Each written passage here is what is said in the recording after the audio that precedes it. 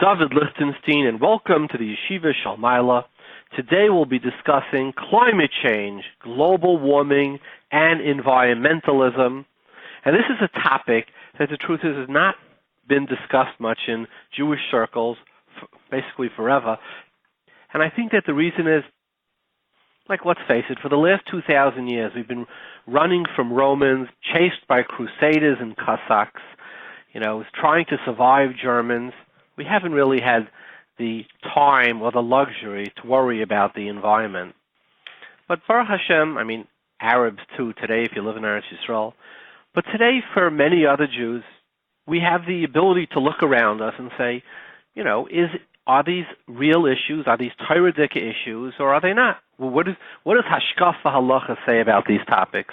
We have Rabbi Micha Cohn from America, from Eretz Yisrael, who's printed on this, Rabbi Yehudah Hershkowitz from Eretz Yisrael, Professor Dr. Alon, one of the world's leading environmentalists from a Jew, and a great scientist. And my goal is not to make this, a new religion. The environmentalists, they drive their Priuses and etc. But to raise awareness. What is our hashkafa about this? Were Chazal sensitive to it? And I think the answer will surprise you. I believe that thousands of years ago, before it became a craze, global warming, or rather saving our environment, caring for the earth, is something that's discussed. And that the deniers of global warming don't come from a Yiddish hashkafa. This is my argument, and my very vociferous olam of critics is, I'm sure I'll hear from you on the phones and from emails. I believe that the denial comes from Christian sources. In other words, what are some of the quotes of the Christian climate deniers? They say, God runs the world, not us, not man. Whatever we do, he'll repair. It's his dominion. We have no control. Well, is that a Yiddish hashkafa?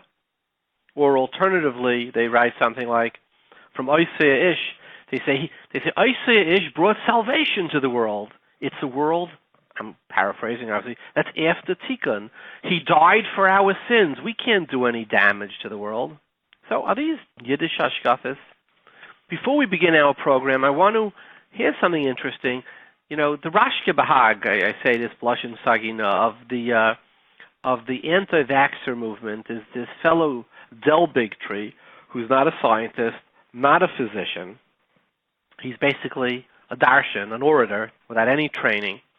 And he's always talking about how he has the facts and the hiding the facts. So it's hard for, many of our Amcha who didn't go to school, the Kedoshim, B'nai Kedoshim, and the Prushim, and they're not aware of the facts, so they can't judge the facts. And even though 99.9% of scientists say that he's Stama, Maturif, and a Tippish, we don't have the Kalim to judge. That's what many of them. So let's be chayshish. But I say to you, you do know the Torah, right? You are B'nai Torah. And this fellow says he knows the facts. He's the arbiter of facts. Here are some of his quotes where he says, he knows better. Here. Are the journals paid off? That's my question. I know for a fact that most of the journals. Okay. Imagine a family of 5, 2.5 would die. A family of 4, there's not a credible doctor that would say that vaccines did more than toilets and clean running water. Well, you can't judge that, you say? Well, here's what he says about something you do know. Yeshiva World News just did an article about him. And he got very upset, and he called them liars. This is how he says, this is the Isser of lying. I believe in the Ten Commandments, thou shalt not lie. So Del Bigtree's position is that in the Ten Commandments, which by the way, is every Christian has, and is in every hotel room, so he clearly has the ability to judge the facts. He says in the Ten Commandments, it says, Bidvar sheker terchak, you shall not tell a lie. Now, if you ask every 5th grader, they know it doesn't say that in the Aseret Deniers. So I think that if we're relying on this guy for facts, I think we got a problem. Isn't there a klal Eidu Shabbatla Miktsasa Batla Kula? Okay, so let's go to our topic now, environmentalism. Are the Christians right? Does God, is it his dominion? We have no control. We do say Shemayim, Shemayim, Hashem, but they don't necessarily accept that. was it made for man or not? And do we have control of it? So here's a medrash, Kehelis Rabbah, a very famous medrash. It says, Rabbi Shalom, after he created B'shah Shabara Kadosh Baruch Hu es Adam Arishan, not le'vechzirei al kol ilonei gan. He took him all around the gan, and what did he tell him? I made you re'ei maisi kamenom emishabachim. I made a beautiful world. Tein daitcha. Pay attention. Shaloi tekalkel v'tachriv esei lami. Not to destroy my world. It's an oftly quoted medrash. Now, historically, this has been used for basically, even though the Medrash just says it, "Call, don't destroy my world." It's been used more for ruchnias because, let's face it, until the last, the Industrial Revolution, man physically couldn't destroy the world. There was no nuclear waste. There was no global warming. There was no excess greenhouse gases in the atmosphere. But it just says "Shein taitcha shaloi tekalkel." Until now, we could do it one way. Now we could do it another way. So we do have this concept. It's a Jewish concept. I'm giving you the world, a beautiful world. Don't destroy my world, Rabbi Shalom. You have the power to, it says beferish, but don't do it. And halachically, we have such an issa. What's the issa of baltashchis? Shaloi lahashchis ilonei meichel, the Sefer HaChinuch brings, and the Rambam and Malachim paskins, not just on trees. Ela kol hamishaber kelim, korea begodim, you knock down a building unnecessarily. Saisem mayin, you stuff up a stream, a well. Uma'abed machales derech hashchasa, oiva b'lei tashches. What does the Gemara say on this? So Rav Chanina says, my son chopped down a tree, and I believe he died because of it. And the Chinuch goes even further. He says, it's not just on big things. Don't stuff up a stream, a well. He says, "Afilu gar." Is the lashon of the chinuch lo ye'abed afilu garger shel chardal ba'olam chardal. One tiny seed of mustard seed. Rabbi Levine brings in the safe. He says he was walking with Rav Kook and he pulled a leaf off a tree. They say the same story as the Baal Shem, and he shuddered. He said, "Why are you destroying a leaf of creation for no reason?" That's Baal Tashchis. And by the way, don't destroy my world, Rabbi Shalom says. We said in the Medrash says. We almost did it a whole bunch of times. We recognize it. We've chronicled it. What do we, by Parashas Noach, he made Noach safely. What does the Medrash say? Ra olam chadash. The Rabbi Shalom, vayinachem Hashem, that he created, and he wanted to destroy the world, and he created a new world, Ra olam chadash, after Noach. We almost did destroy the world. We believe that it's in our veins, in our blood. And this is many times, Chazal say in Medrash, when Haman wanted to destroy the world, he came to his Chachamim, and they told him,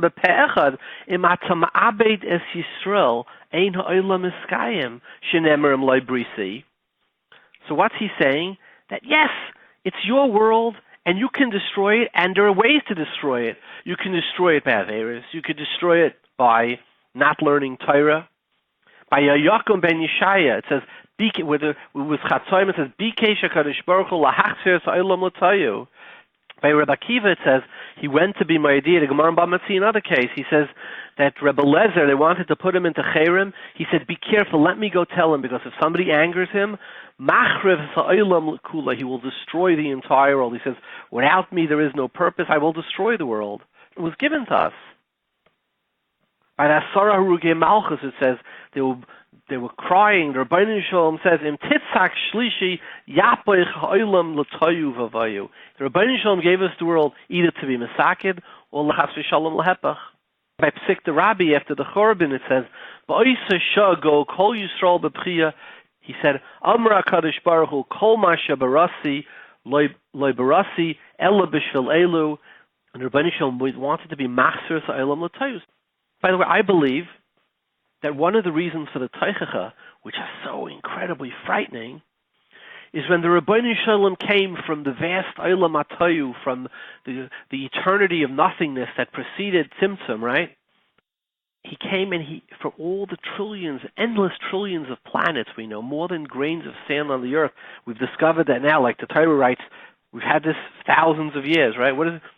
From this vast eternity, he created it only for man. only that one little Yidala should say Shema Yisrael. That you should say Shema Yisrael. That's why he created came in from and he made himself very vulnerable. Ein melech b'li'am. So he says, I created this all, and I made myself so vulnerable. I made myself a melech only because if you do something wrong, this is the teichacha. You were given the keys to an endless kingdom. So yes, we are greatly empowered. It's not like the Christians say, man is nothing, he is tiny. Man is huge, we believe. Man is the tachlis of Bria. And no, there was no tikkun by Isaiah. We are here to be Masakin. And we're supposed to care for the earth. Besides Baltashas, there's a mitzvah. The Rambam brings that the purpose of Shemitah is to protect the earth. Lashon Rambam shet toisif haaretz tvuasa v'tischazek ba'amda shmuta. The Ramban writes in Dvarim that the reason for Shiluach HaKan is not to destroy any particular breed of creation. Extinction. We're going to have a great scientist on today who's going to talk about all the species that have gone extinct because of global warming. Here's an interesting, powerful thought. You know, all of Maisa Bereshis is 33 psukim. But the Binyan HaMishkan is 4 parshas, hundreds of psukim. And the Mefarshim say, because the Brias Olam is where the Rabbi Shalom created the world. But much more important is when we create the Mishkan, when we create the world, the purpose of man. The reason is, Lama Yerdan Neshama L'Olam Hazeh was for man. Like he says, like Moshe says to the Malachim, Klum Yesh B'chem. You know, do you have an Av? Do you have Taivus? Do you have Shabbos? Do you have a Shem Shabbos? And when you look at the Malachas HaMishkan, what does it say? By Brias Olam it says, Vayichulu HaShamayim V'Aretz. By Mishkan it says, Vatechal Kol Avodas HaMishkan. The recreation, the same thing. Vayichal Elokim B'Yom HaShvi. Vayichal Moshe HaMalacha. As Kol Tzvam Kol Asher Tziva Hashem Es Moshe. This is the creation by man to do his service, which is the whole purpose. You know, there's a Rishon. He lived in the time of Ibn Ezra, I believe, in that general era. Rabbi Yosef ibn Kaspi. And he has a pirush on the Torah that was discovered years ago. And he writes a beautiful thing on the psukim of Kedoshim Emor. He says that the Torah wants you to be Kadosh. And he says Kedusha starts, or the Torah starts with, Klal Yisrael, v'hafta l'reacha kamoicha, treat another yid kamoicha. But he says, wait. It goes much further than that.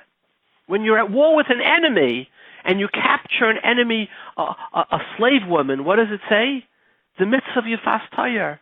Treat her also with respect. Treat her with rachamim. And then it goes further. He says, forget about man, this is your enemy. What about animals? Your behemoth that serves you. Ki sire shoyrei vecha toyeh, ozev tazev imei, all the mitzvahs of Tzar Balei Chayim. But wait, go a step lower. Not an animal that serves you, your horse, your cow, it's your goat, etc. Not livestock. What about wild animals? Ki yikarei kansipar lefanecha. They also have to be nis'ale al yedei Adam. It all comes under the dominion of Adam, right? Uredu bahem. All of, and then he says it goes much further. He says, what about the earth itself? He says, those are the Shemitah of Yovel. He says, the Adam, Klal Yisrael wanted that all of Bria should be nis'ale and should be nis'ached with the Adam after the Parasah of Kedoshim. So when we rip a leaf off a tree, it's not being nis'ale. When we waste, when we're over Baltashas, it's not being nis'ale. So I believe that this new concept of environmentalism and global, these are all topics that we have in Hararei Kodesh for endless time. Don't talk to me about them with something new. It came from us. Before we go to our wonderful program, I want to say a word on the Parsha. This is the Parsha of Pesach Sheni. It's the Parsha of the second chance, of the inevitableness of success. It says, they came to Moshe and they said, it's not fair. We blew the opportunity. We missed our chance. It's not fair. We want another chance. Well, what do you mean you want another chance? Didn't you learn in Yeshiva? Don't you know that there's a klal, avar zmanai, batal karbanai? You weren't there at the right time. I'm sorry. Avar zmanai, batal karbanai. I mean, it's a reality. You're not in high school anymore. Moshe doesn't know. He goes to Kaviyachal and he says, they're right. They get a second chance. So years ago, Moshe Shapiro, by the tznoim of his son, by the engagement of his son, I think it was his son, Rabbi Avramel, his oldest, he said, it was this week's parsha, so he said, who are these people? Chazal say they were noisei aroinei shel Yosef. So he says, that's why they were tamei meis. So he said, if they were noisei aroinei shel Yosef, they were the flag bearers of Yosef. That means they must be oiches b'midas Yosef. They have some. He says those who are oiches b'midas Yosef always could say lama nigara. His words are very deep. Let me understand them on a simple level. Yosef is the one. Every time we encounter him, he's smiling. He's in a good mood. In jail, he's in a good mood. Fab, he sees your mood changed. He tells the Sarah Mashkim. He's in the dungeon. He's so self-aware. He notices when somebody's mood changes instead of sitting and crying in a corner. In Tifera's house, he's happy. In the wagon, in the brothers come to him. He said, "Atem chashvam alai l'ra." You meant to do me bad. Aleikim chashvam l'teva. You can't do me bad. Everything is part of my mission. I fell down, that's part of my mission. I banged my head, that's part of the mission. I ended up in jail. It's all Elikim Chashvali Lataiva. Kol Mada'avad Latav. He was able to reframe everything in the spirit of Emunah. His life had a purpose. So somebody who lives in that strata, their success is inevitable. In a jail, in the wagon, on the way, by Tifera's house, all alone, far away, you're on the mission. How could such a person be stopped? Of course you have a second chance. But I want to be Meisif. There's two other pshatim the Medrash brings. One is, they were noisi arayne shel nadav aviyu. Rabbi Akiva says, I think Rabbi Yeshivah says they were noisi meis mitzvah. I want to say pshat in the other two. They were noisei mitasei shel nadav aviyu. What did nadav aviyu die? They died. They had unending love. They walked into the Kodesh HaKadoshim. They said, Rabbi Shalom, we love you. Shtuya yayin. They were high. They didn't want to marry a woman. They were just pure love. It was without kalim. It was nenash. But they were considered Kedoshim. Chazal said they were gadol mimoshe v'Aaron. What does that mean? When somebody's heart is on fire, there's no stopping them. You can't stop somebody who's in love. They'll travel to any end of the earth. We see that both with Lemitzvah and Chas v'Shalom Hepach too. What does it say? There was in the all Iyei Hayam that he traveled to see. So you see if somebody's inspired, they're in love. I heard a story years ago that Talmidim of Deniers used to go into the Brisk to talk and learning. So I forgot who it was. It was one of the Altamiras. It could have even been Rav Nachum who said the story. He said he used to go to the Brisk to speak to him in Kudshim every week. And he said he was outside the house, and he's walking to the house, and he sees somebody dancing, like outside the house. So he got a little scared. He thought maybe he was a drunk, and he comes, and who is it? It's Rav Shach. Before he was Rosh Yeshiva in Ponovezh, he was a younger man. So he looks at him and he says, Reb Leizer, why are you dancing? So he says, why am I dancing? He says, I was this skasha on a Rambam for 2 weeks. I got headaches. I had ice pack on my head. And I came to the Brisk and he right away told me pshat. He says, and I'm dancing with joy. You ever see where somebody who's a shoicher Torah, they dance with a Torah? The way they dance when they have a new pshat? The way somebody could dance with a mitzvah? So he said, the noiser, if somebody's in love, ahava mekalkelas es ashura, they're inevitable. La manigara, of course. And the last pshat is, they were meis mitzvah. They were noiser reini shal meis mitzvah. My wife is a very successful life coach. And one of her clients, she gets a lot of clients from an organization called Aleph. And Aleph takes care of the families of prisoners. Do you know that when somebody goes to jail, yes, they have to go for jail. The justice system felt they're a threat to the public. But you know who the terrible collateral damage is? The family. They're not schuldig. They didn't do anything.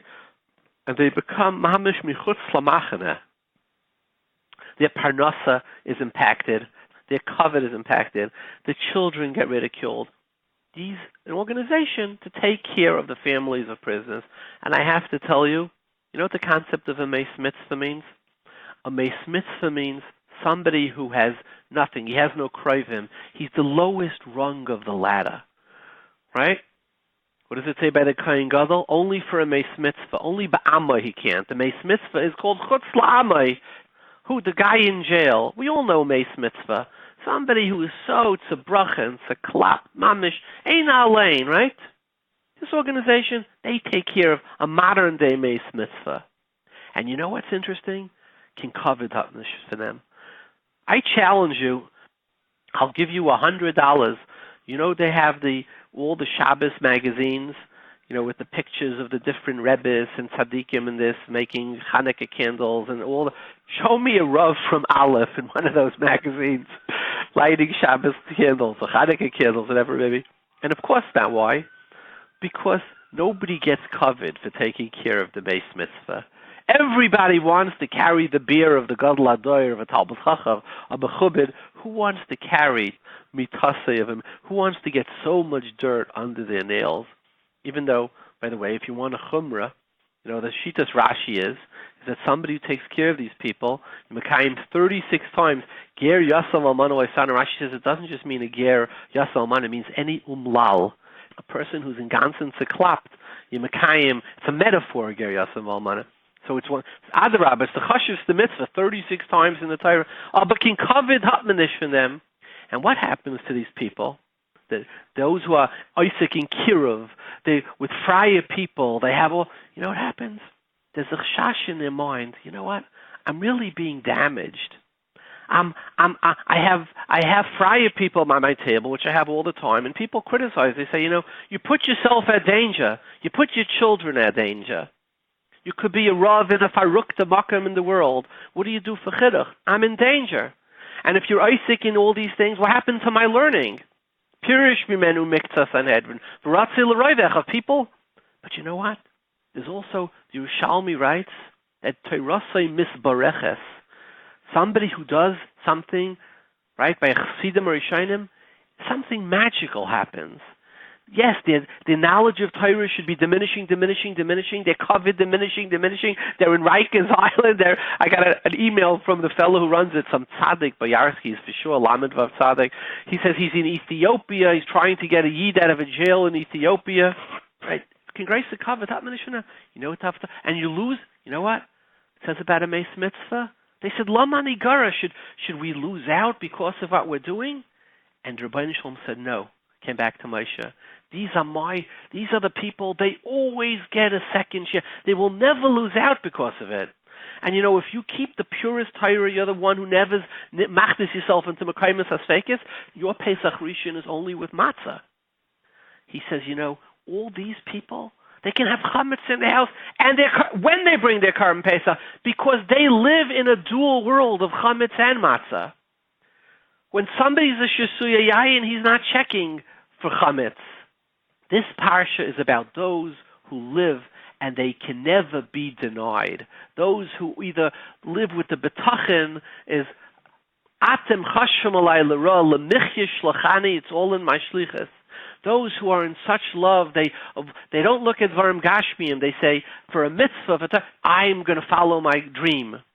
Those who are Isaac b'tzarchet tzibur b'amuna, they deal with them lalim. You know what? You will never lose for it. You will always get a second chance. Let's go to the riddles of the week.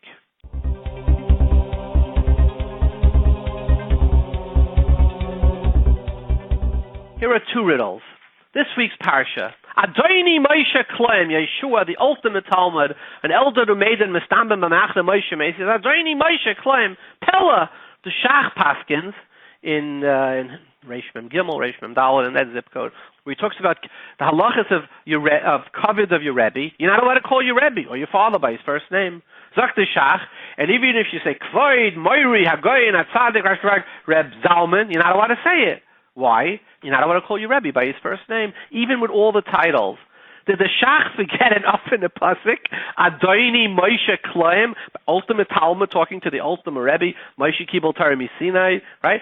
Adoni Moshe. How could this be? How could the Shach not know her? That's riddle A. Riddle B. Everybody goes to Kivrei Tzadikim to be mispal, but there's a halacha.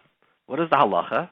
When you go to Kivrei Tzadikim, the Shulchan Aruch and Archaim, Taf Kuf B'Yalef Sif Kuf Yazayin, and the Mishnah Brewing brings it there, Sim Cotton Chav Zayin, from the Ber Hativ, from the Maril.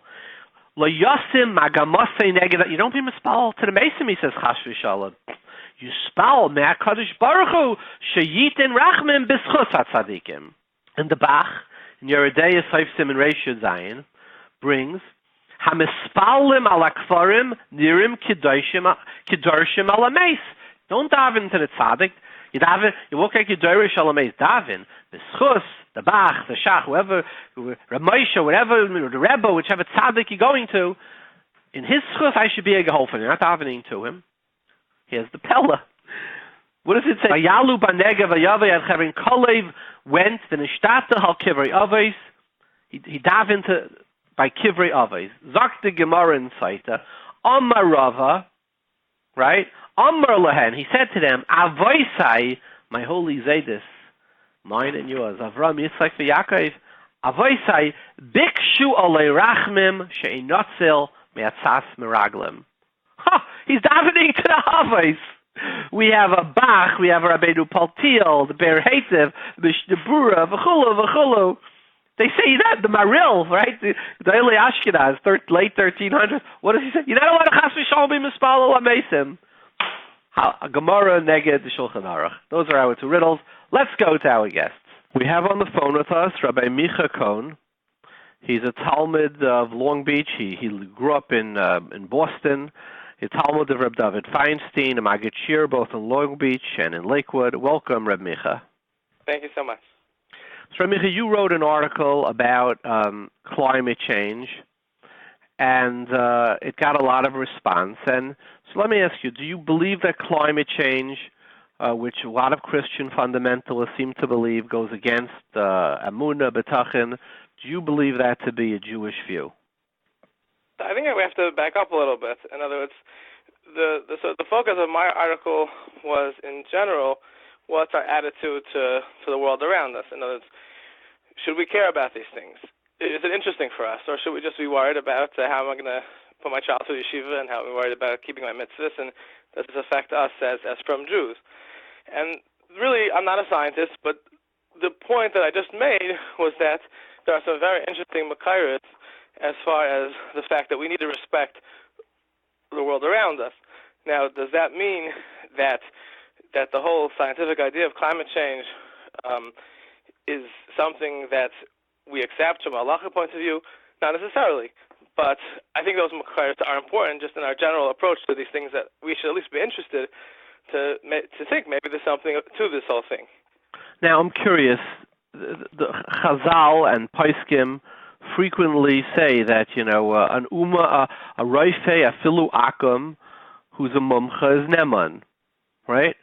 Why would you think that we would think anything differently about, if we trust doctors, etc., why wouldn't we believe the scientists who are telling us about, from a halachic point of view, about climate change?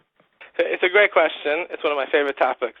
In general, I think it's something that's not discussed enough about the halachic structure of how we look at research, different types of research, different disciplines in science, in medicine. So let me start a little bit. So we have in general, when it comes to medical opinion, we have a very famous Truas Chasam Sofer that says that, look, medical opinion is based on the doctor's experiences, but a lot of it's a guesswork. It's Hashar Ba'alma. So he says, so use it to be machmer. When you want to know if you should desecrate Shabbos, Pekuach Nefesh, So you'll desecrate Shabbos, because even if he's wrong, we have to err on the side of caution, on the side that maybe maybe there's a problem here. And but Lakula, you can't rely on the doctor. That's what Chum Sefer wrote.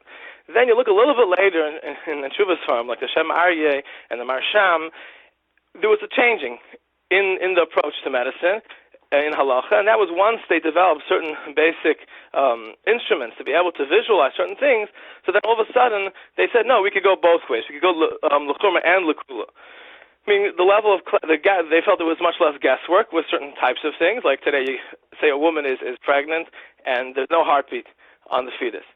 So no Rav today is going to tell you, well, you can't believe them, and therefore you have to wait 9 months before you could have a DNC. No one's going to say such a thing. Some will say maybe you should get a second opinion. Some will say different things. Okay, but the point is that we're confident enough with these systems that it's clear. Things that are more of a hashara are more questioned. So that's one sugya. Now, in general, it's a fascinating thing, statistics in Paiskim, because remember in Halacha we have a concept of Rive. We have a concept of Ruba Delesa Kaman. So this Rive of how things work in the world. Like most behemoths are kosher, we have this type of majority. Now, the question is, how do we create such a Rive? It comes up with kosher organizations where how do you know that this vegetable is not a Mira Matzah? How do you know that the infestation levels is not enough that we have to be concerned? You want to go field by field, how do you establish that? So it's a very fascinating discussion. It came up after 9/11 with using DNA in Halacha as far as how do you establish that every person in the world has their own DNA. They only tested at that point, say, 1 million people and found they have separate different DNA. How you convey that? Well, Rav Zamachem Goldberg wrote, well, we see a tava, we see a nature of the world. We have that with Kashrus also such a discussion. So getting back to the question about science, we have to understand that the discipline of, say, medicine, for example, where we can take a drug like amoxicillin and we can go and we can give it to 1,000 patients that have strep, and we can see that they're cured, and then we give it to and then we look at a control group of 1,000 people that don't have it. So we can see that when you're dealing with something more scientific, with geology and archaeology and a lot of these types of disciplines, we're working much more with guesswork. So therefore, there is definitely much more of a room to say, well, it's not just a straightforward assumption that if we believe a doctor when it comes to a heartbeat, that we believe a doctor when it comes to climate change. There's a very big difference between the two. It's true, but let me give you an example. The hydrogen bomb. Right. The newest versions of them haven't been tested, right? The last one was 50 years ago. If somebody came to you as a Rav and he said, that in a laboratory they created a new hydrogen bomb, it's incredibly powerful, and they're dropping it over a city, well, it's going to cause huge hefsid mammon for everybody to evacuate. It's going to create, it could create, who knows, shalom bias issues, chinuch, bittul Torah, all the kailam are going to have to close. And we haven't tested it in 50 years. It's all theory, mathematics, physics on the blackboard. Should we evacuate or not? Would you say, well, it's theory, it's scientific theory, hasn't been proven, so bittul Torah is for sure.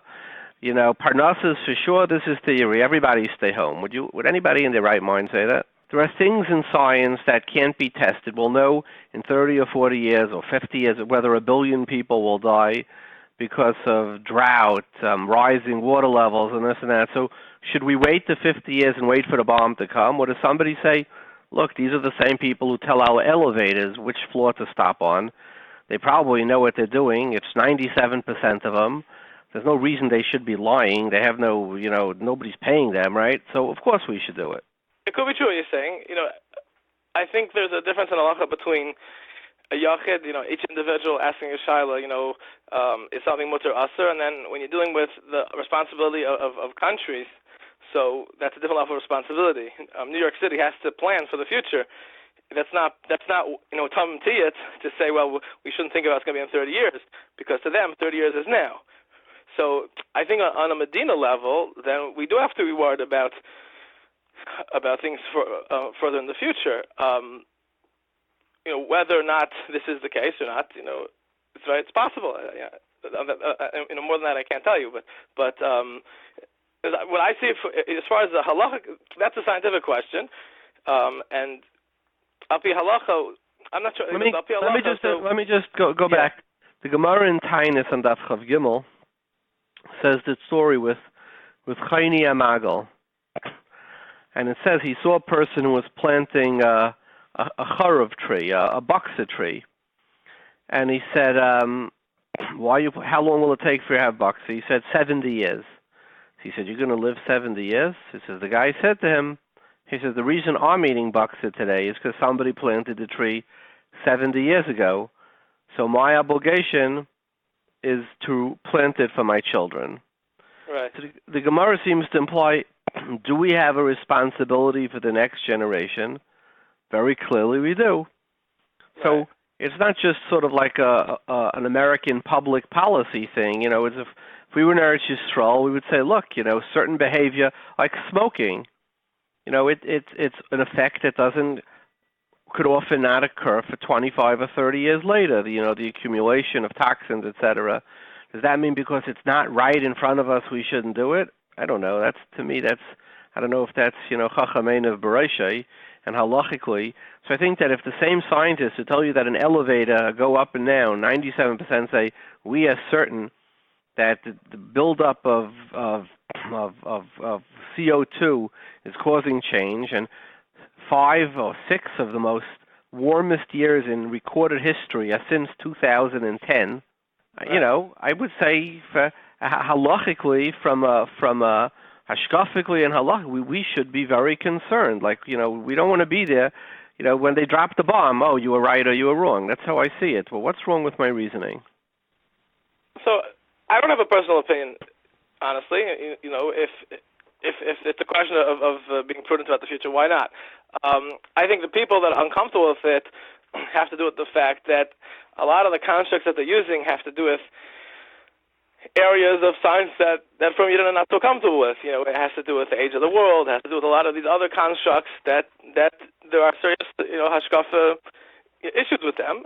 Yeah, wait. But let me go back to that. I think that on one hand, it's I would disagree that they are saying that recorded since the Industrial Revolution, right, which is not that long, it's 150 right. years. There's been a very marked, and in fact, when it went into high gear, like post 1950, right, when most of the planet, that's when there's been a remarkable increase, which is 69 years old. So we're not talking about a disagreement of something of 1 billion years ago. We're talking about something that's happened in the last 70 years. Right. And when they say they see in the last 9 years, 5 or 6 of the most, I could pull that out, of the most, biggest, warmest years we've had are 5 of the last 6. This is not something that's all that far. The 5 warmest years on record took place since 2010. This is according to NASA. Right. And the increases occurred since the record increases occurred since 1950. So why?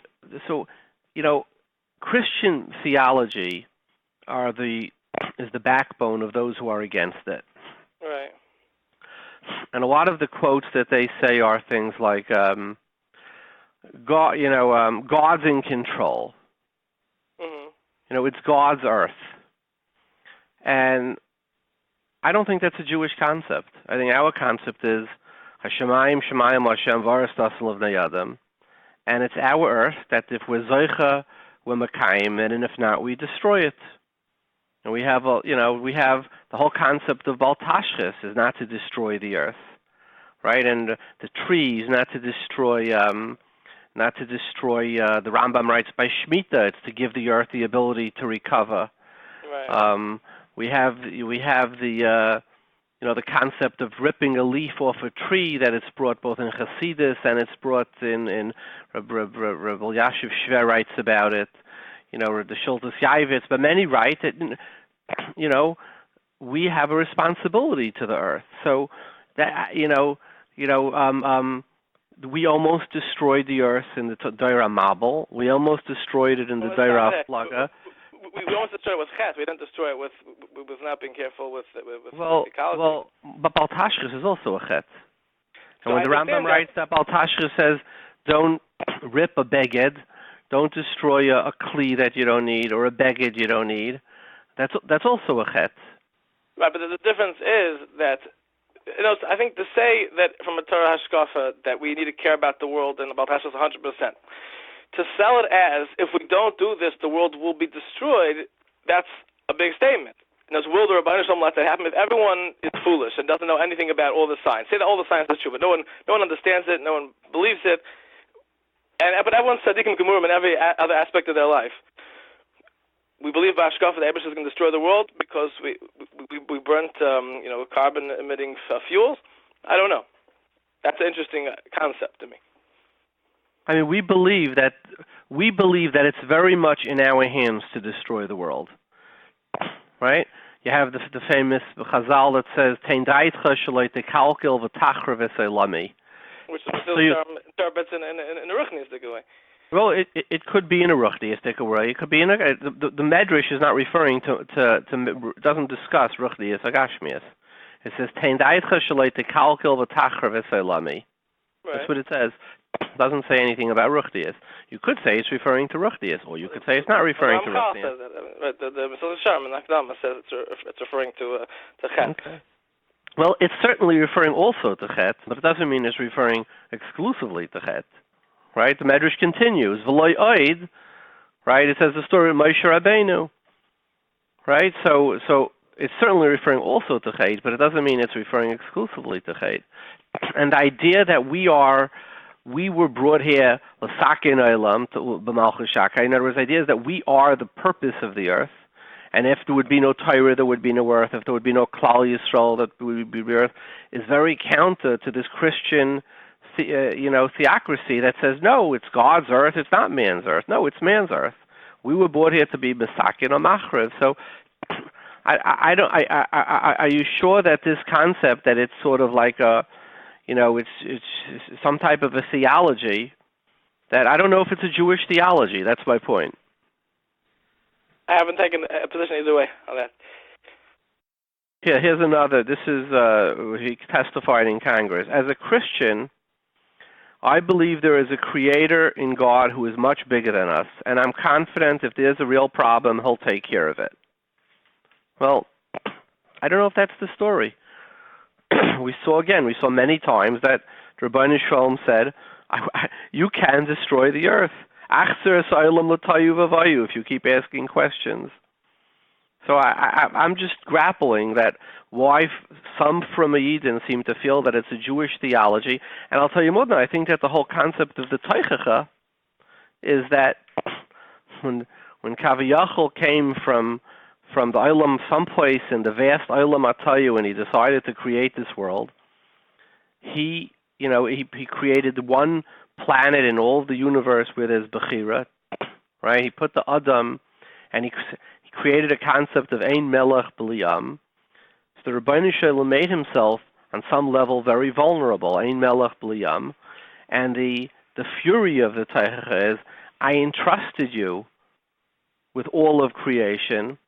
How could you not keep it? And I made myself vulnerable. How that is the fury of the Teichacha. So I think this haphazard attitude, God will take care of everything, it's his earth. I don't think so. I think we believe it's our earth. If I just respond to that, I definitely don't think we should have to answer to what the Christian, those groups are saying. We have our own days at 100%. I'm just saying if we look at the Makaris that we have relevant to this discussion, a lot of the Makaris you bring are not relevant because they're talking about Ruchnias, and it's not relevant. Let's not make Yiddishkeit about saving the earth. Yiddishkeit is about doing the Ratzon Hashem. However, there are strong Makaris, some of them you did mention, the Sefer Chinuch, by Baltashkas and others that say that we have an Achrais to the world. The Ramban says by Shluch HaKan that we have to make sure that the species continues, that we shouldn't cause an animal to become extinct. So you definitely see such concepts from the Ramban, and therefore that would, if you want to bring a makar that we should care about Kalam, I think that would be your makar. I don't think you have the Gemara in Baba Kama, but I think it all ties back. The Gemara says when it talks about you're not allowed to cut a fruit tree, right? So he says Reb Chanina said my son died because he cut down a tree. Right, he cut down a tree, because of that he died. So That's our obligation, not to destroy. Would you? Right? Which is very. I think it's very similar. I mean, look. All I can say from my position is that there are makaris that we need to think in a bigger way. That's for sure. Right. Can you say definitively that what they're showing us does that? I'm not a scientist. I'm not going to give an opinion about that. To say that the Rebbe would really allow the world to be destroyed, if not from Chat, I don't know. We don't have a makar to say that. Most of the makaris are talking about ruchnias, but it doesn't mean that we should be interested in knowing and caring about the world. That we do have makaris for. The Gemara in Shabbos and that Samar Zayin says that you should make a mark on a tree that's sickly. Why? Mispal on it, yeah. That we should be mispal for a tree. Interesting Gemara, no? Yeah, it's interesting. I mean, the simple understanding of the Gemara is that he probably had benefit from the tree, but it doesn't. But there are many makaris that having trees is something that's Yeshivah Olam. I think there are makaris in Halacha like that. There's definitely makaris to those ideas. Okay, so were there any other points in climate change that you would like to bring out? Maybe one small thought is that I think when we look at different types of issues, there are issues that are pure halachic issues. Let's say, a question of Shabbos, a medical question about am I allowed to do something, and the more overreaching concepts, and those concepts they're more ideals, they're more not so much a clear defined mutter aser. So I think this idea of what our approach to climate change would be fall into that category more, where it's something that as a Medina is important to think about, but it's a different type of discipline than a question of Shabbos or a question of kashrus, those types of halachas. I think that as individuals, it's very doubtful, be very dubious, halachically to say that there's anything we shouldn't do because of climate change. Exactly. Because it's just so remote. I mean, if I stop 100%. Using plastic plates, even though I think it's a wonderful thing not to use plastic, but what is it adding? Like 0.000000000? It's a hard argument to make. But I think the question is more societally. Right. So society, we definitely have makaris that we should be interested in. And you have the takanas Yeshua Benun you have, which are also all about societal things. You have the takanas that a dayan is allowed to make b'pnei Yeshivah Olam. So the question is more societally and ashkafically, do we understand that yes, the planet can be destroyed either by chet or by waste, which I think goes into the chet of al-tashchis. And societally, even if we can't do anything, should we understand, embrace the importance of it? That's really more of the question than, okay, right. Go tomorrow and trade in your SUV for a Tesla. Right, exactly. 100%. So you would agree with that? Yes. Yeah. Well, thank you very much, Rabbi Cohn, for your time. My pleasure. All the best.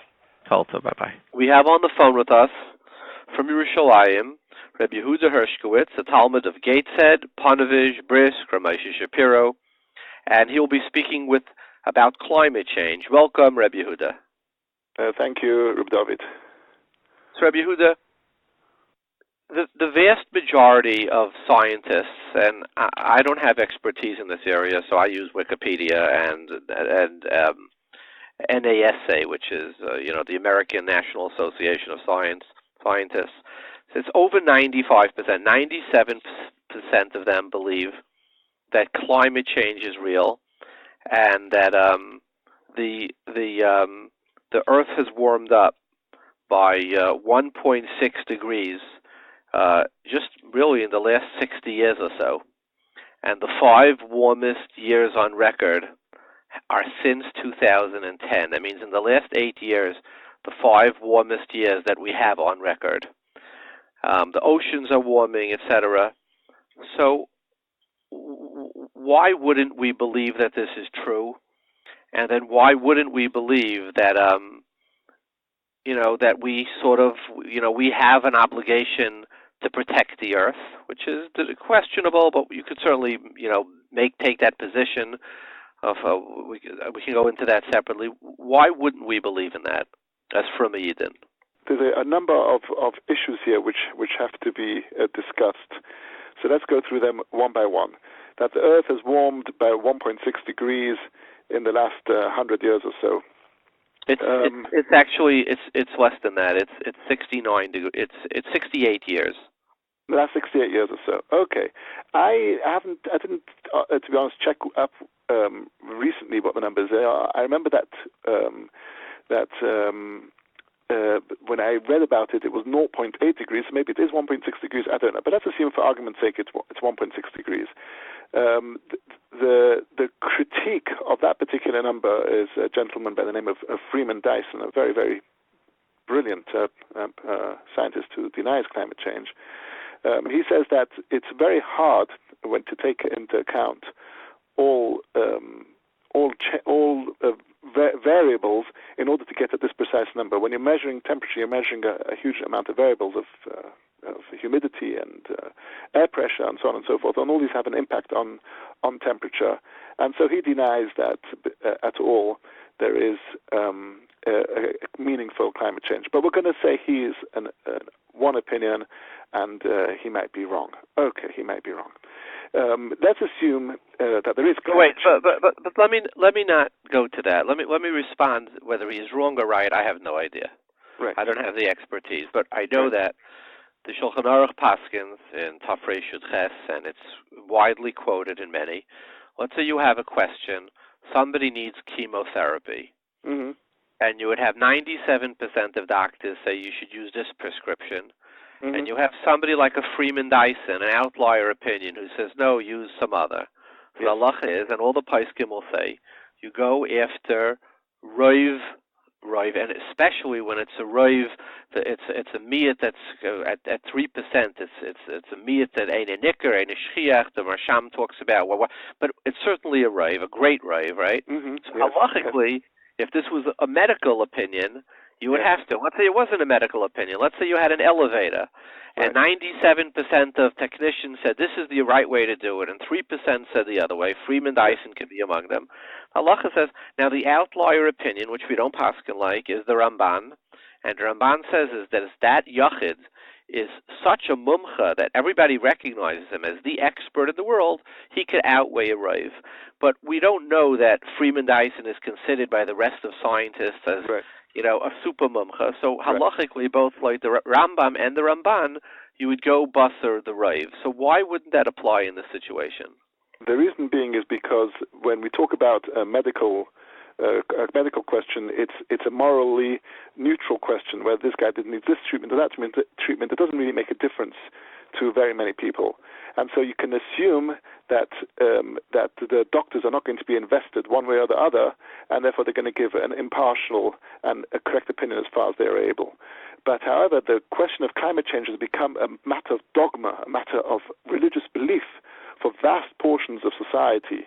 And so when we ask whether climate change has happened or not, we can't get an impartial opinion anymore. The public discourse has become very, very heated, and as a result, we have no way of really knowing whether the scientist who says that there is climate change is saying so because he really believes there's climate change, or because he doesn't want to be ostracized by his fellow scientists. There is no possibility today for a scientist to give his opinion about climate change in a neutral climate. And so would you say, Rabbi Hershkowitz, would you let's say the same thing about vaccinations, that we can't believe the vast supermajority of doctors who believe in vaccinations because you say they would be ostracized if they disagreed? Would you say the same thing about that? Vaccinations are far more complex a question. So the vaccinations also come with a history. So, I mean, let's say we have polio. There is absolutely no question that vaccinations help for polio. For whooping cough, we have absolutely no questions that vaccinations helped. For all sorts of diseases, vaccinations, rabies. I understand, without a doubt. But the question is if a doctor came out against vaccinations, yes, he would today be laughed at by the medical profession. Right. So would that be a reason to say we should not go bust a Roifim because it's so political at this point you can't believe anybody? No. The reason that we can't judge a question in a monodimensional scale. That means we can't just say, okay, there's a one factor over here he's going to be laughed at, and therefore we can't trust him, because there are many other factors that need to be taken into account regarding the question of vaccinations, and they weigh very strongly that vaccinations absolutely do help.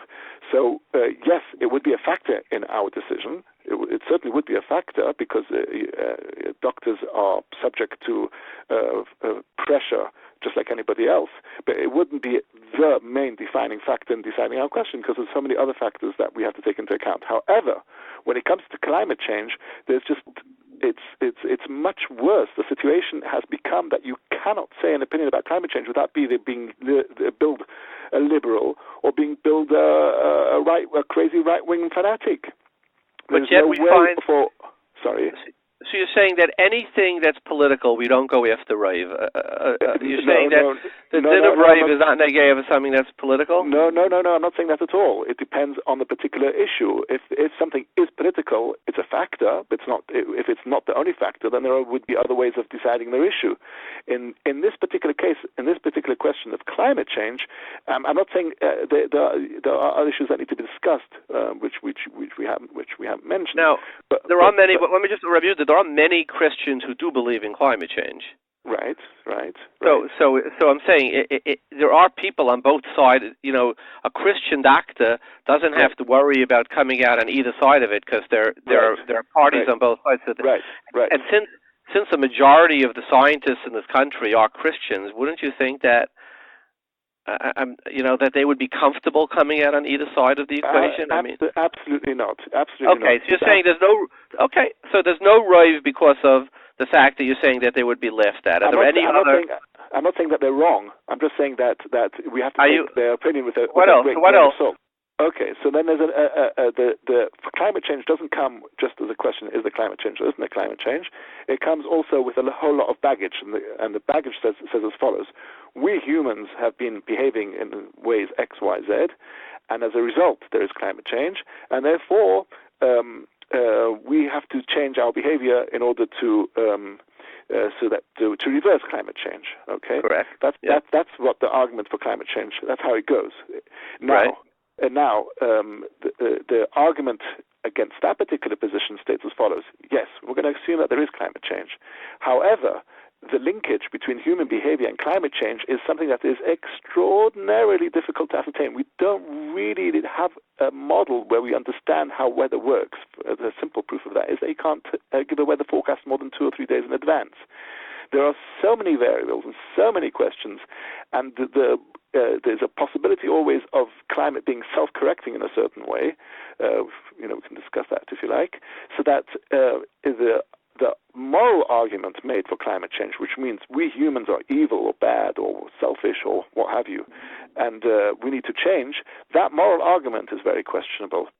So you're saying one issue is that the scientists are going to be laughed at, so a reason not to go bust. Right now you're saying that the arguments that science makes, that in the last 60 years, and really post-industrial revolution, CO2 has just, the explosion of CO2 gases, right? Yes. And they believe that the reduction of CO2 gases would basically countervail whatever climate change there is. And this is what science is saying. Why wouldn't believe them? I mean, these other scientists, they study the climate, they study the gases. Why would you say that the remedy doesn't work? I'm not saying that the remedy doesn't work. I'm saying that the remedy is something that has to be taken with a strong grain of salt. It's something that we can doubt. That means let me use again. If you would go to the hospital, or somebody would go to the hospital and they say, look, we have an antibiotic. Yes. 90% of scientists, so doctors, believe it's a good antibiotic. Yes. Would you take it, or would you say, listen, there's an element of doubt, and I don't want to use the antibiotic? That again, you're approaching the question from a one-dimensional point of view, which is doctors say this, doctors say that. But when I decide if an antibiotic is good or not good, I listen to doctors, of course. But there are also tests which tell me if the antibiotic is good or not good, and those tests have a very, very significant impact on an opinion. Well, I understand that these scientists will tell you there are absolute tests that tell you that CO2 causes warming, and they'll show you all kinds of laboratory and etc. I'm sorry, they wouldn't be able to tell you that. They would tell you that according to this particular model that we made, we can prove that CO2 increase of CO2 and so on and so forth, or CFCs, increase the retention of heat in the atmosphere and so on and so forth. It's a model, but it's based upon extensive testing. The heat-trapping nature of carbon dioxide and other gases was demonstrated already in the mid-19th century with extensive testing by 30 different laboratories with 30. So, why would you doubt that the science, when you get on an elevator, do you think that maybe they're lying to you? Or when you get into a car, do you think maybe that the guys who made the converter, the catalytic converter, is really a liar? Why would the scientists who you use for medicine, for planes, when you get on a plane, do you think, oh my God, what happens if all the scientists were lying? Why would we suddenly think that when it comes to climate change, which there are pages and pages of theses and proofs, and why would you think here they're lying? I don't think that they're lying. That's not what I think. I don't think that they're lying, but the comparison to cars and airplanes is invalid. When I get onto an airplane, if it were the first time I'd be stepping onto a 747, and I'd never think, of course I'd be very, very nervous. But since that 747s have flown billions of kilometers, I'm not nervous. I don't believe in 747s because of the science. I believe in 747s because they've actually flown and safely. So let me ask you something. Rabbi Hershkowitz, the hydrogen bomb. Yes. Sorry, please. The hydrogen bomb hasn't been tested, right? Of course it has. Well, on the Bikini Atoll in about 1966, I believe. Yes, but only a very small remnant of what we have today. A tiny port. Today, it's much more powerful. It's over 50 or 100 times as powerful. The new Would you feel, City, if a plane was dropping a hydrogen bomb on a city, would you feel comfortable saying, look, they've never run a test on this bomb. It's all theoretical. So let's sit down in the dining room and have a coffee, or would you say, let's get into a car and run as fast as we can? Well, again, it depends if it's a hydrogen bomb or if it depends if it's something that's benign. If it's an hydrogen bomb, then even if there's a 0.00000000001% chance, I'm going to be running as fast as I can. These are invalid comparisons. But why is that? So wait, let's go to the comparisons. Since 1950, which is not such a long time ago, the warming of climate change by most scientific bodies, and I say it's over 97%, say the warming is unequivocal. There's been a global temperature rise. The oceans have warmed. They can measure the warming. Since 1969, there's been a warming. The ice sheets, they can see in the last 69 years, they have pictures. From 93 to 16, 127 billion tons of ice were lost in Antarctica. Yes. Greenland, 286. The glaciers are retreating everywhere in the world. The Alps, the Himalayas, Andes, Rockies. So this is more than you said it's a 0.000 chance you would run. These guys are saying it's not a 0.00. They're saying it's 100% chance, 97% scientists, that if we continue this way, we will have catastrophic results within the next 50 years. So why would you deny that they believe that, and to them it's a much greater chance than a hydrogen bomb landing on your head? Wait a second. I'm not quite sure what your question is. If 97% of scientists are saying that a hydrogen bomb is coming, right, and it will kill billions of people if we don't change our behavior. Why is that different than if they're dropping a bomb on the city where there you would say, I would run for my life, and here you wouldn't say the same thing? That's my question. No, if 97% of scientists say something anything, that a meteor is coming or whatever it is, you can be quite sure I'd be doing tshuva and be quite worried. That is not the question over here. Of course, I don't discount their opinions, and I don't ridicule their stand. What I'm saying is that their opinion about global warming does not have the same validity as a hydrogen bomb, but not more than that. I'm not saying that they're completely to be disbelieved. I would never argue that. All I'm saying is that it's not the same urgency that other opinions have, because other opinions have a greater factual basis. Modeling weather is an extremely difficult task. You have hundreds of variables and hundreds of different things. But that's Rabbi Hershkowitz. I don't believe that that's a valid comparison, because I think modeling weather means, is the storm coming? Is it going to blow this way or that way? Yes. Okay, the wind could change that. When somebody's saying this is not a 2-hourly event, this is something that we see year over year. This heat is having an effect is much different than saying, it's like trying to will there be more traffic here or there? Modeling traffic on an hourly basis is very different than saying there will be increased traffic in New York City if they close off 2 lanes. And that they're going to be right over the long period, whereas to say today at 1 o'clock, well, there'll be more or less traffic, I agree with you, that's a much harder thing to say. We're not discussing whether there's been global warming or not. That we've agreed that, yes, there's possibilities there's been global warming, but the variations in world temperature have been going forever. The temperature in the world has been changing always. In the late 1500s to the late 1900s, early 1900s or 1800s, there was what was called a mini ice age. You can actually see, by chopping down trees and whatnot, the variations in weather over centuries, over thousands of years. So there's no denying that the weather changes. What we're discussing over here, and I'm not denying it, all we're discussing is whether the model that they've applied to this particular weather change is a result of human misbehavior. Okay. When the biggest scientists say something, there is a great deal of question why he's saying it. Is he saying it objectively, or is he saying it because of prestige, because of money, because of pressure, because of 1,000 different questions? Just if you would come and tell me this particular car is a brilliant car, well, I would ask myself, perhaps you own the company. That would be a legitimate question. Anybody who says an opinion, you have to ask yourself, why are you saying that opinion? So why would they say this? Why would they say that climate change is happening if it's not? Again, I say there's a strong religious background to this question.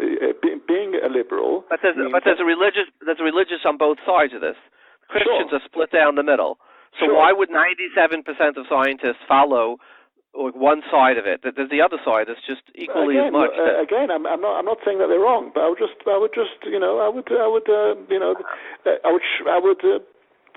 say, okay, you said it. There's also a very important difference between if there is something that I can do about it and there's something that I can't do about it. In this particular case, there's very little I can do about it. So I say, okay, there's going to be climate change, big deal. Wait. So let's go through that. Yes. There is a concept in Halacha that even if individual can't make a difference, but if communally as a society we should make a difference. Yes. Right. We should. Right. So I'm not sure if there is such an opinion in Halacha. I mean, this is something that's been brought up in vaccinations, and because of the question whether the individual is more important than the community, or the community is more important than the individual, and this is a very complex question, which should be But that's a different point. I'm not making that point. I'm saying something that one person can make a tiny difference, but as a society we can make collectively a big difference. Yes. You have all the takanas Yeshua, the shuvas from the Ritva, the Marsham, etc. Right. That a kol should make takanas that are Toivus Hatzibur, that it only collectively makes a difference. Right. That's when you live in a community. When you live in a community. So we in the world, should we be supporting those efforts? Right, to have carbon taxes, to have cars that don't emit fuels, there's a whole slew of them, to close down coal plants, etc., so that we can, as a community, try to not destroy the world. Well, I don't know that. I don't know. Again, this is a very complex question, but the long and short of it is that you have to weigh up here a whole bunch of different values. Let's say closing coal mines. There are thousands of people who would lose their livelihoods that way. They would reduce to poverty. So am I going to say close a coal mine because of global warming? I would think very, very hard. I'll probably say no, don't close a coal mine. So let me ask you a question. there are many hospitals that there is in New York. There's a hospital that closed because of Tay-Sachs. They eliminated Tay-Sachs. Yes. There are many diseases that have been caused hospitals to close. Should we say let's not eliminate that disease because we will in effect be causing all those doctors, nurses, cleaning people, real estate people to lose their jobs? Of course not. Of course you have to eliminate Tay-Sachs. Why not? Because the gentleman who is marrying a Mr. marrying a Mrs. and they have children with Tay-Sachs, if you can, he can marry somebody else, she can marry somebody else, you eliminate Tay-Sachs and there's very little loss over here. Nobody's really losing very much. Well, the doctors and nurses are losing their jobs. No, doctors and nurses will always be necessary. Nobody went bankrupt because Tay-Sachs was eliminated. Nobody lost their living because Tay-Sachs was eliminated. Rabbi Yehudah, so let me ask you a question. Let's say you would have that case, that there's an excess of nurses, and if we eliminated this disease, X number of doctors and nurses would lose their jobs. Would you say we should eliminate the disease or not? Of course we eliminate the disease because... why is that different than saying, well, the people who work at the coal mine are going to lose their jobs, so let's not protect the world from what could be billions of deaths if they're scientifically correct? Because the idea that closing a coal mine is going to protect the world in the long run or in the short run or whatever it is highly doubtful. So again, we come back to, well, if we close one coal mine, I agree with you. Yes. But if we do, let's say Michael Bloomberg is trying to close all the coal mines in America, and at the next step is all the coal mines. If we do that, it would make a difference. So should we support an effort to close? Maybe not. The model which shows... Yehudah, it just comes back to, do we believe that 97% of scientists? That's really the question. I don't think the 97% of scientists believe themselves. I don't think any honest scientist is going to say that I can predict with absolute certainty this incredibly complex model. That's hubris of the highest order. Well, but let's say they say we can't predict to the exact, but we can tell you that it's a great likelihood that we see every year that CO2 increases, global warming increases. We can prove that. So therefore, the logical thing is if we reduce the CO2, we reduce global warming. And they say, how certain are you? They would say we're 80% certain. Would that be enough? No. Because there's 95% that this person is going to get his life destroyed in the short term, and there's 80% that in 100 years' time things will be better. The short term of somebody losing his living for something that's 80%. So let's take that to a medical case. Yes, if we can, again, we could eliminate. We could say, look, we want to introduce a treatment that there's a good likelihood will eliminate a disease over a 5 or a 10 year or a 20-year period. Yes. But if we do that, in the interim, people will lose their jobs. Would you say we should do that? Of course. Of course we eliminate the disease. It's because the difference is that we know to a very great degree that the disease is going to be eliminated. If I was going to know that 100% that... Not 100%, it's 80%, they say. Let's say the 97% think it's 100%. Let's say it's not 100. Let's say it's 80%. Right. So I would have to take into account here how easy it is. And an example would be, by the way, smoking. If we eliminate smoking, if we say let's close down tobacco firms, right? Yes. We'll save lives in 30 years or 25 years. It takes that long for cancer. But we're going to eliminate all these people's jobs in the interim. Would you say we should if we had the ability to close down the tobacco firms? To close down the tobacco firms, certainly not, because it's a personal private choice whether to smoke or not to smoke.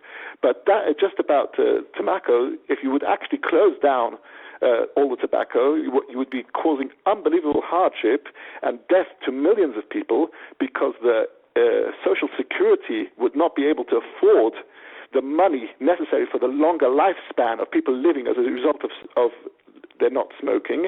And so as a result of that, you would actually be causing untold hardship and a lack of medical availability for hundreds of millions of people. So that's just a side effect from smoking. Okay, so wait. You're saying we should not stop smoking because by people being healthy and alive, it would cause Social Security to go out of business. So let me ask you then a question. Should we close hospitals? Should we close hospitals for that reason? Wait a second. I did not say that. Wait a second. Okay. I just put an interesting twist on your argument, but I did not say that. Obviously people should stop smoking, but But so I'm going to go back to if we could close, wave a magic wand, close all tobacco firms so that they don't. No, definitely not. They don't not your business. Don't tell people what to do.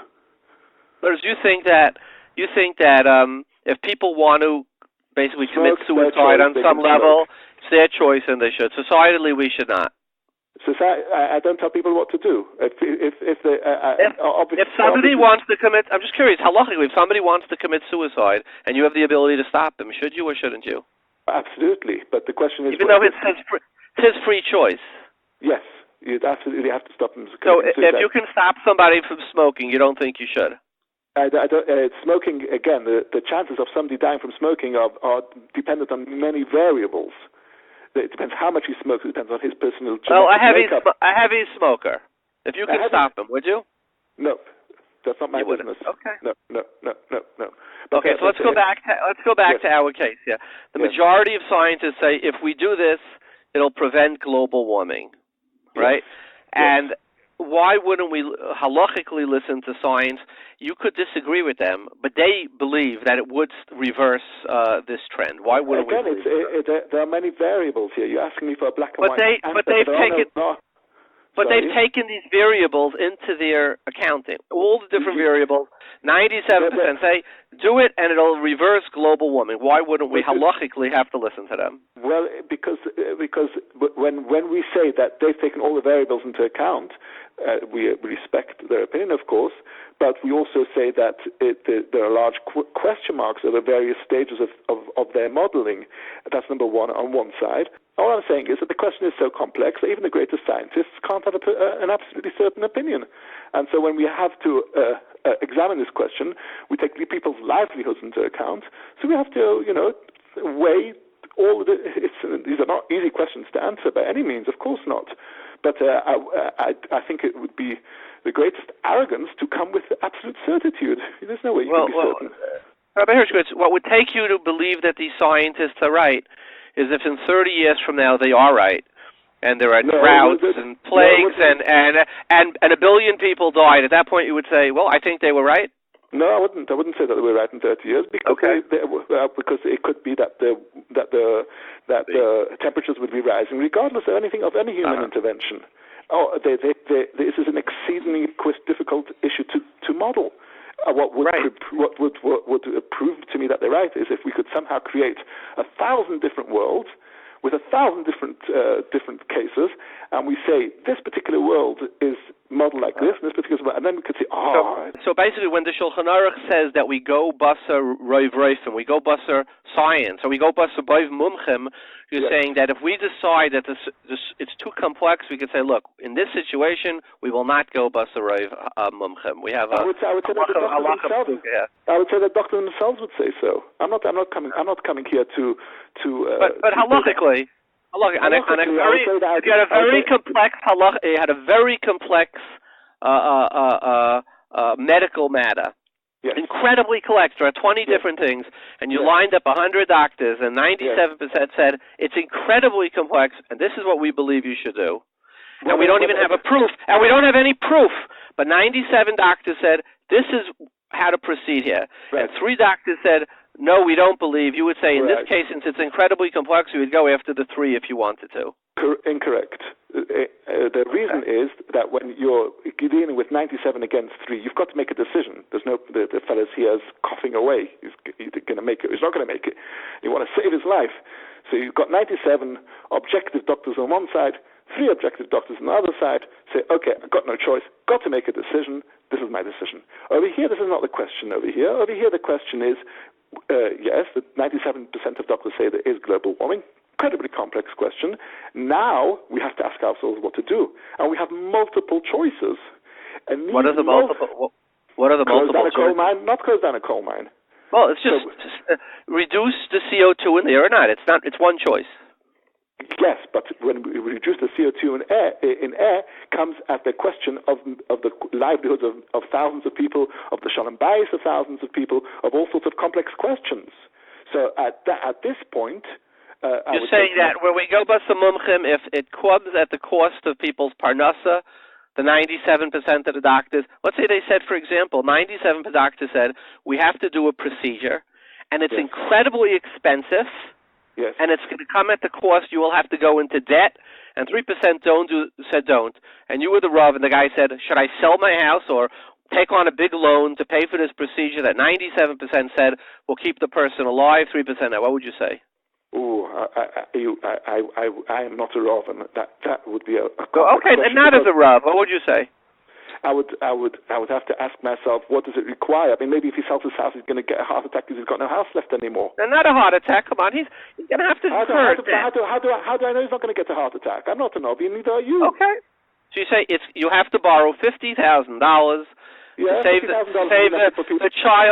child's life, or $100,000. 97% say it'll work, but we can't say for sure because it's very complex. But we believe so. 3% no. Would you say go into debt for it or not? I don't know if it's going to destroy I don't know if it's going to destroy his shalom bayis, and it's going to come at the expense of other kids. And if the quality of life of the child, even after the procedure, is not going to be all that hot, well, maybe. Who knows? These are complex questions. Complex questions don't have easy answers. Rabbi Hershkowitz, thank you very much for your time. That's my pleasure. Thank you. Take care. All the best. Bye. We have with us on the phone Professor Alon Tal. He's the chair of the Department of Public Policy in Tel Aviv University. He's a world-leading environmentalist, a graduate of Harvard University, and one of the great environmental climate change experts in the world. Welcome, Professor Tal. Thank you so much for having me. It is a great honor to be on the program.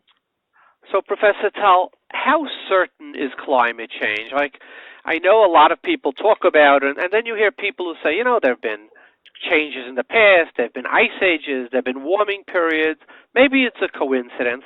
How certain are you? I'm as certain as I can be. If you look at the scientific literature, literally 98% of all climate scientists worldwide share a consensus view on this issue, and that is that the climate is changing faster even than their earlier predictions, and that it's human activities, in particular our release of what we call greenhouse gases, largely carbon-related gases, into the atmosphere that's causing this. And let me just give you a few numbers from the Israeli reality that I see every day to support my confidence. Let's talk about the temperature. Did you know, for example, that over the past 40 years, every decade, the temperatures in Tel Aviv have gone up by 1/2 a degree centigrade. In Fahrenheit, it's even higher, of course. In other words, we've seen a 2-degree increase in 40 years. You add that to the 2.8 heat islands effect. That means that it's significantly hotter to be in Bnei Brak, Tel Aviv, and Jerusalem also, which used to love to have the cool summer nights, has fewer and fewer of them. I can go on with many, many other facts, the drop in precipitation in the Galil, and I can talk about the higher evaporation that we're seeing, the extreme weather events, but the signs are all there. Now, when you say the pushback we get is it's true, but during the warming ages, these things happened as well. There were warming periods in the atmosphere over, that science has recorded. Maybe we're just going through one of those periods now. I think that's highly unlikely. This past Thursday in Greenland, 2 billion tons of ice melted. This is unprecedented. There's never been this kind of loss of water. We're seeing increasing levels of sea, so entire countries are being evacuated, okay? You better go visit the Maldives Islands now because you're just not going to be around anymore. So we can be dismissive, or we can try to find excuses, but I think the signs are there. I often tell people that really what we need to say is, look, I hope that climate change isn't real. I'd love it if the temperatures went back down. I don't believe it's going to happen, but the things that we need to do to address climate change are what we call no regrets measures, things we should be doing anyway. Is there any reason why we shouldn't have an energy-efficient economy, why we shouldn't use clean solar energy to power our cities and our cars? There's a lot of things we can and should be doing which are worth doing even if there wasn't climate change, and there is a climate change. Let me go back to that point. Is it possible that it is just one of these world cycles of heating? I have seen absolutely no evidence to suggest that this is a coincidence. It's just too much of a correlation between the increase of carbon in the atmosphere and the rising temperatures. There's just signs all over the planet. Go to a place like Nairobi, Kenya, where they never had a problem with malaria and mosquitoes. But now the temperatures are warmer there, and they have a serious public health problem on their hands. So we're really seeing the signs everywhere. We can look at the drying out of the Israeli forests in the south, what's happening to some of the really important natural resources in Israel. The streams of the Galil, which are as dry as they've been in history, the Kinneret, our own one and only natural lake, which is at its lowest point in recorded history. I mean, there's just such a what we call a preponderance of evidence. I can't justify anybody who would say that this might just be a coincidence in just a few hot years. It's going on too long. Okay, now what can I do about it? If I get rid of my Suburban, it's going to make like a 0.000000000 difference. Like as individuals, can we make any difference, or is it only societally as a whole that we can make a difference? Well, I like to go back to Pirkei Avot. We like to say, I hope it's okay to quote, "Lo alecha hamlacha ligmor, v'lo ata ben chorin shebatel mimena." We can't do the whole job, but we can't, I think, set aside and sit and do nothing. And my own view of this, really, if I can use an analogy from the army, and I talk about Israel's national commitment, because many people in Israel claim that we should be exceptional, that Israel has special conditions, we've suffered more, we have security challenges, we suffered a Holocaust. And I say we can't do that. The Jewish nation needs to be, I think, in the front lines of addressing this challenge for humanity. When I was in the Army, one of the things that was sort of standard practice was we'd have these stretcher runs, where you would take somebody who was simulated as wounded and run and run and run. And if you're tired, your shoulder was giving out, and you're losing your ability to run, you raise your hand and somebody jumps in and takes over for you.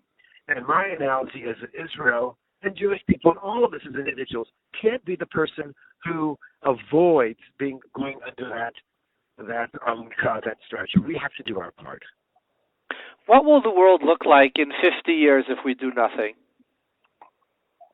Well, let's start with the fact that scientists tell us that we have about 12 years before we start getting into a cascade of events, a sort of a series of positive feedbacks which could create much more havoc than we see. But I think you can assume that large stretches of Miami will be underwater. The kind of things we saw with Hurricane Sandy will be far more frequent. I think that you can say that people who are used to enjoying the snow and the ice packs, who drink that in India, when the Himalayas melt, they won't have that anymore. They'll be facing water crises they can hardly imagine. There's all kinds of bad consequences. And so there's really two different strategies for addressing climate change. The first is mitigation. This will be, you say, in 12 years, Doctor? Is that what you said? What the scientists said, and there was a recent United Nations report, they said we have 12 years to start stabilizing the carbon dioxide in the atmosphere. We won't see those impacts, but they claim that it's almost impossible. For example, the melting of ice is a feedback loop. There's something, an effect called the albedo effect. When the sun comes down on the Earth, the light colors reflected back into the atmosphere. However, as the ice melts, it turns dark, and that means more of the heat is absorbed. And so you have, like I said, a chain reaction. Well, these are the kind of things that the scientists point to. I'm not a climate scientist, but I respect the profession, and sadly, all of their predictions have come true just 20 to 30 years earlier than we thought they would. Professor, thank you very much for your time. I'm happy to do that. I just want to say that for me, as an observant Jew, I have a sense of. I always often ask myself what the Almighty would want me to do under these circumstances. And I think in the present case where we really are destroying His creation, 60% of the animals that existed 50 years ago are gone in nature. We are not taking care of the Lord's creation the way we should. And I think we need to all re-examine our personal priorities and our collectives. And I think that the Jewish people have a great contribution to make ecologically. Judaism and environmentalism are basically synonymous, starting in Bereshit, the book of Genesis. And it's time that we take a better and closer look at these issues than what each and every one of us can do. Well, thank you very much for your time, Professor. Okay. You have a good one. Take care. Thank you. Bye-bye.